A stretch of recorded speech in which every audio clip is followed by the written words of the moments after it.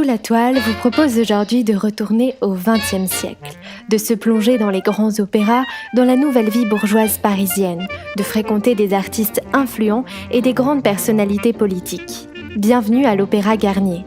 Nous sommes alors en 1963. La société découvre un nouveau Paris. La capitale connaît alors de grands changements. C'est au cœur de ce lieu chargé d'histoire que nous allons faire la connaissance de Marc Chagall, appelé par le ministre des Affaires culturelles, André Malraux, afin de mettre ses talents au service de l'opéra.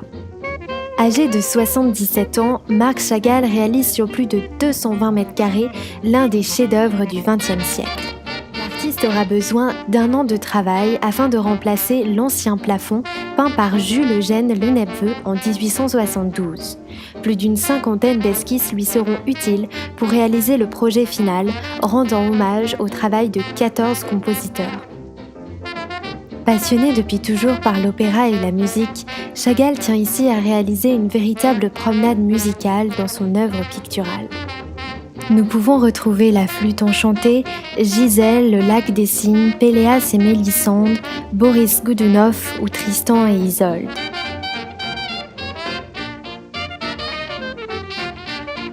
La modernité de Chagall repose alors sur la manière dont il a peint son œuvre. Il n'y a aucun plan, simplement un mouvement circulaire où tous les personnages semblent s'animer entre eux. Hymne de la musique, le plafond de l'Opéra Garnier demeure aujourd'hui l'un des plus grands chefs-d'œuvre du XXe siècle. Marc Chagall, originaire d'un petit village de Biélorussie, né en 1887. Depuis son plus jeune âge, Chagall est passionné par le dessin.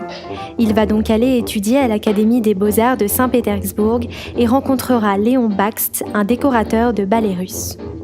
C'est à ce moment-là qu'il découvre les œuvres de l'avant-garde parisienne. Et c'est en 1911 qu'il va enfin pouvoir se rendre dans la capitale et rencontrer différents avant-gardes français. Il séjourne alors dans un lieu parisien très connu, la Ruche, où différents artistes exercent leur art. Il se lie notamment d'amitié avec les époux Delaunay. Il réalise ses premiers chefs-d'œuvre, notamment Golgotha en 1912, aujourd'hui exposé au MoMA de New York. Après plusieurs allers-retours entre la Russie et la France, il réalise ses premiers décors de théâtre, notamment le décor pour le théâtre juif de Moscou, qui reste l'un de ses chefs-d'œuvre de jeunesse. C'est à ce moment précis qu'il développe une vision très personnelle de son art, mêlant la fantaisie, la musique et l'opéra. Il participe à la création de nombreux décors et costumes pour divers spectacles, comme le ballet Aleco au Mexique ou l'Oiseau de feu sur une musique de Stravinsky.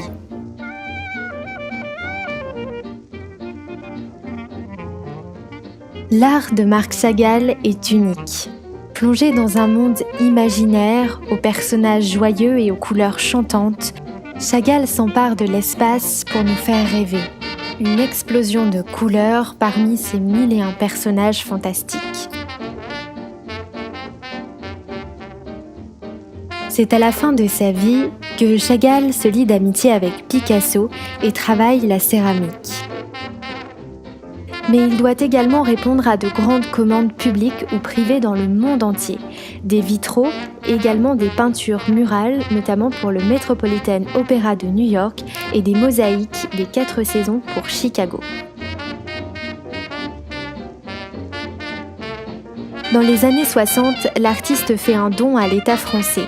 Certaines de ses œuvres seront exposées au musée du Louvre à Paris. Mais c'est en 1973 que le musée Chagall est inauguré à Nice en présence de l'artiste.